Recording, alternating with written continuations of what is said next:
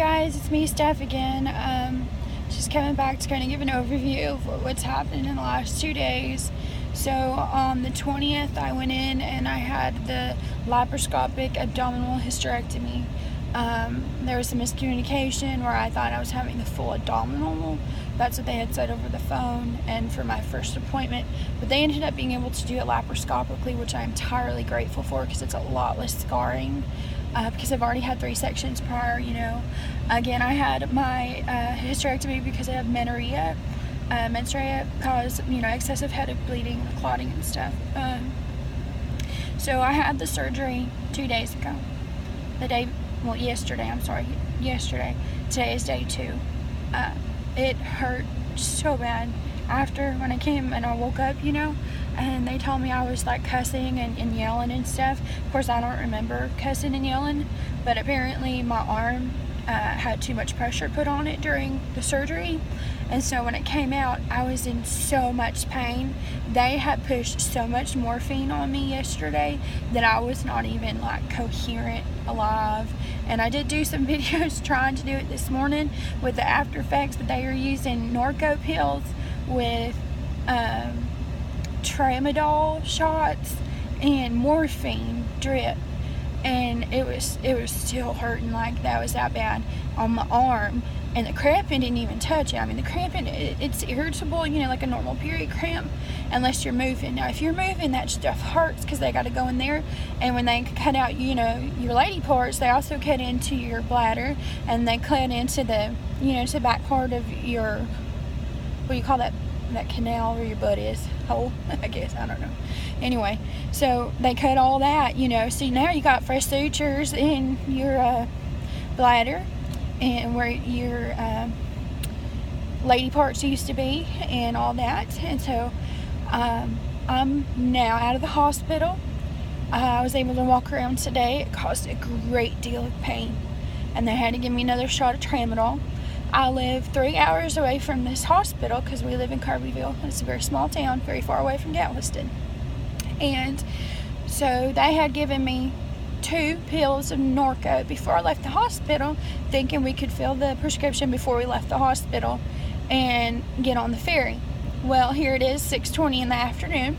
Walmart, good old Walmart, still has yet to fill my prescription. It's been here for 2 hours and 20 minutes waiting on that one prescription of Norco so I can make it home, because for some reason, if you leave the island with a handwritten prescription, most places don't want to fill it, according to the hospital anyway. So we did that like they told us to. So now we've been waiting in a car for 2 hours and 20 minutes. In some pain, I might add. Trying to make it. My husband's been great. He brought me, blue pillows in here and a blanket. And because we have such a long trip, he got me this yellow fluffy butt pad, you'd use for like an outside sofa chair or something. And so I've been using that in the car, and then I kind of got myself cocooned here with the side blanket, so when he turns, it's not going to hurt too much. The pain is not as severe as the C-section was. That one hurt pretty good. This one hurts, and it makes me shake, I guess, with the medicine or what it is, but I've been very shaky and lightheaded. The first day I couldn't even keep my eyes open to watch TV or read, and they wanted me to be up and walking yesterday, and I just couldn't do it. They had to put these leg things on me to circulate because they didn't want there to be blood clotting. Well, this morning when I did get dressed, because they wanted me up, my slip-on sandals, because I bought, house top sandals, are the big plastic kind with the Velcro, edge or whatever, that you can wear and expand them. Well, I had brought 2 sizes too big for my foot, and I bought some socks because I figured, I'm not going to feel good. I'm going to at least wear loose, comfortable, homeless type clothes. And my shoes, 2 sizes too big, were still too tight on my foot. It's swollen up. My wedding ring on my finger right here, my hand is swollen up, my face is swollen up. They had to put IV in here. They poked me 10 times trying to get an IV in my arm, and both my arms and my hands. I had 3 anesthesiologists trying to poke me to get it in there. I was not dehydrated. It's just I have the craziest veins in the world, and so they had put a tiny halfway in. I mean, the catheter itself in the IV was like not even all the way in there, and everything, but they did that one to get me in there and put me to sleep. And then once I was asleep, they had to use an x-ray machine trying to find another vein to get it in there. And then when they finally did that, they had to put one in that CJ, or the jugular thingy. And when they did that thing, when they took it out, that cord, oh my goodness, it reached right down here to my heart, is where that port led to. And so when they gave me Tramadol this morning, it went boom, boom, boom, boom, right in there. Oh my goodness, you couldn't feel no cramping at all. I mean, that took that bugger straight far away. I mean, it was crazy. And I don't know, I guess I make this video because there's going to be people out there who are like me, who have questions, who want to know what it's going to feel like, who wanted to see what the hospital was like, who wanted to know what to pack. And I was that person. I had questions. I have anxiety, you know, and everything. But I just wanted other people to know, you know, what it's like, and kind of see firsthand. Please don't take this surgery lightly. If you're caring for somebody, I'm so grateful for my husband. He is just a lifesaver. He has been here to help me in and out of the car. He brings me drinks. He's patient, even though I'm snappy because of the pain. I'm truly blessed to have him. I really am.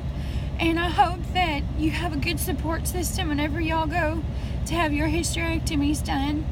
And I hope you get as blessed as have a nice hospital like I did. We went to UTMB, Galveston, the Jeannie Sealy area, and just immediately, we were 2.5 hours early, and it was a good thing too, because I got called back early. But it was definitely worth having it done here than anywhere else, even though it's a big, long drive, just because of the hospitality between the nurses and stuff. They were so considerate. They cared. They wanted you not to be in pain. If they thought you were in any pain whatsoever, they helped. They were concerned about fall risk. They were concerned about hygiene. They made sure to wash their hands. The doctors would come in and sit down and talk to you. They didn't just rush in and make you an next patient and rush out to the other person, you know. And I really appreciated that, because they answered my questions, because I was like, okay, well, how soon can I drive after I've had my hysterectomy? And they said, well, you can drive, you know, in a few days, but you shouldn't do it if you're on narcotics. But then they went on to say, you know, but if you're and I have to do a lot of turning and stuff, I wouldn't do it for at least 2 weeks. No heavy lifting more than a gallon of milk, they said, you know, for 6 weeks. And that's a long time. You know, I got 6 kids, you know, ranging from the ages of 4 to 12. So mine are all stacked together, you know, and you got to be lifting and doing laundry and stuff. So thank God for my sister-in-law and my mother-in-law. They're amazing. And to all the other weird family parent type thing that we have going on here. It's been an adventure. We had to eat at a restaurant while we were waiting, and going in there with my IV and my ghetto pants and my wristbands from the hospital was not exactly what I had imagined going into Saltgrass doing, but at least I got some good food in me. That I was starving. They didn't have too great of food unless you went to the restaurants in the hospital, and I was too messed up earlier to really eat there, so I did get hungry waiting on this prescriptions to be filled and everything.